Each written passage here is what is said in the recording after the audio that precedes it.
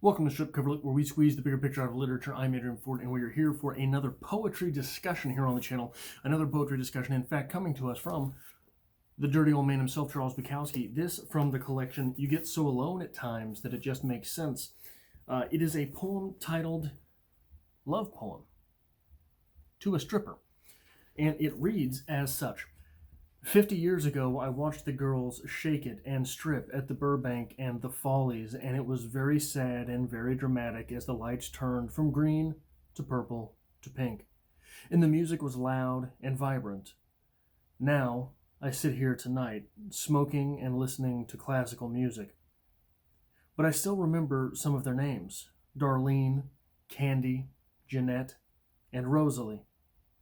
Rosalie was the best.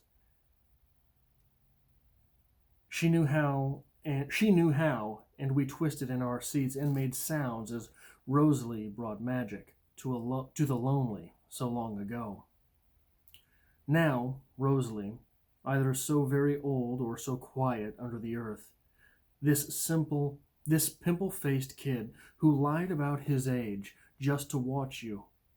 You were good, Rosalie, in 1935, good enough to remember now, when the light is yellow and the nights are slow. One more time. Love poem to a stripper.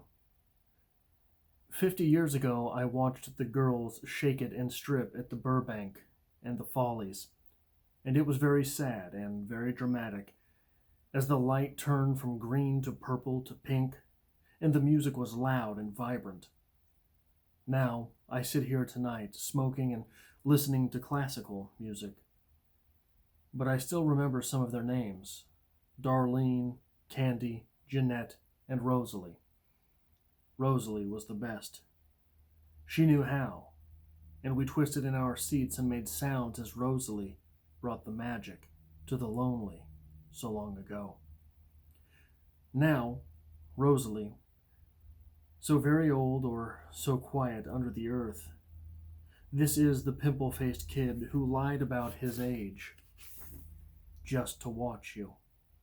You were good, Rosalie, in 1935, good enough to remember now, when the light is yellow and the nights are slow. Oftentimes when I do poetry discussions, I'm just sitting around sort of reading some poetry until one of them strikes me, and this poem did not strike me until when the lights are yellow and the nights are slow. Because what it does is it harkens back to earlier in the poem when the lights were green and purple and pink. And it just sort of, in the now, the lights are yellow. The lights are raining yellow on Bukowski. And it's in that moment, in that environment, that he remembers a different set of lights which were purple and green and pink. And it's strange to me, it's strange the things we remember, what triggers memories, and what memories to which we are prone to return. And it's strange because lately I've been sort of preoccupied with the question, how much of our lives will we never remember? How many moments in our lives have already been lost to the sands of time? Let me adjust this so that it doesn't fall off here. How many moments have we lived to which we will never return? These moments are gone. Were these moments worth living? How many moments of joy have you already forgotten? How many moments of sadness, of defeat, of loneliness, of wishing to be alone? How many of these moments have you already lost? Do you remember the lessons that you learned in these moments? How many of these moments can we keep with us from time to time for the rest of our lives? It's strange the way that memory works. And it's strange the palettes in which we force ourselves to live. These palettes of memories, the things that we bring with us from moment to moment, those moments in the past that we decide to keep with us. Those moments from the past which we decide to keep with us, it might be argued, are exactly what makes us the person we are. There are people who say that you are the sum of the 5 people that you spend the most time with. Is that true? Or are you the sum of the 5 memories which you hearken back to most often? Or is it some blend of the two? It's strange that we paint Bukowski in such negative lights when he seems to keep so many memories with him. Here he shares a memory from 50 years prior. Now, maybe I'm a little biased. That memory from 1935 is being remembered in 1985. I was born in 1985, maybe. This is the memory with which I was born. Too weird? Too far out there? Maybe. Perhaps. Probably. Yeah.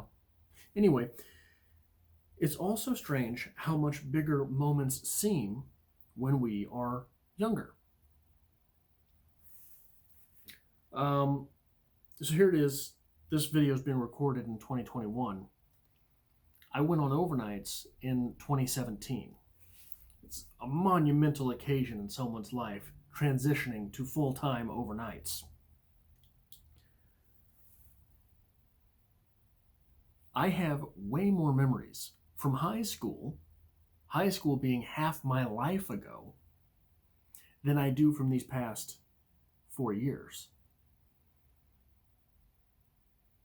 Why is that? Are the memory-making mechanisms so much more active earlier in life than later, or do we just put less importance on moments to take with us as we get older?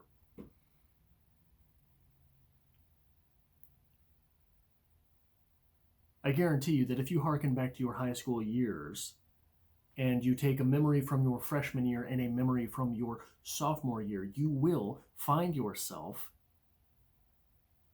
as 2 much different people than if you were to take yourself now and yourself from, say, 4 years ago and compare the 2 today.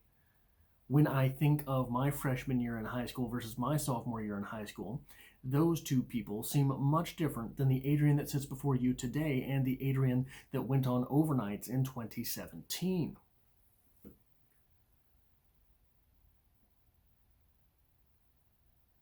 I remember Darlene's and Candy's and Jeanette's and Rosalie's from high school. But sitting here on camera right now, there are certain coworkers that I have today that I would struggle to name.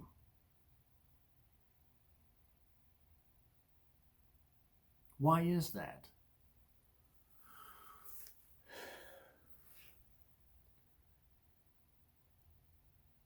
I think on its deepest level, part of this phenomenon, because I very highly doubt that it's just me that feels this way. I very highly doubt that I'm the only person who thinks, oh, I don't really remember a whole lot of the past 4 years, but I have many more memories from half a lifetime ago than I do right now. I think part of that is that we get stuck in the idea of the us that we are. I am not married to the person I am, but I find it much harder to change the person I am than the person who was me in high school. Why would this cause fewer memories to form? I think most of the growth that we go through is when we are pressed against things that take us out of our comfort zone. As we get later into life, we don't press against many things that take us out of our comfort zone. We find fewer of those things. We have fewer hang-ups, perhaps. And because we have fewer hang-ups and fewer chances to grow, we have fewer of those mesh points between the moment which is and the person I am slapping up against each other, causing some type of movement in the self. And I think that, if we're getting philosophical, a lot of this leads back to what is known as hauntology. I've mentioned it many times here on the channel, hauntology being the future has been canceled. The future is never coming. We are stuck in the places we are, re-looping the places we've been, because there is no more progress left to be made. There's nowhere to go from here. If you're looking for the future, you can't get there from here. Ideas such as that. And I think part of that is because, look, I don't think hauntology is a young man's philosophy. I think it's an old man's philosophy. I think it's an old man's realization. How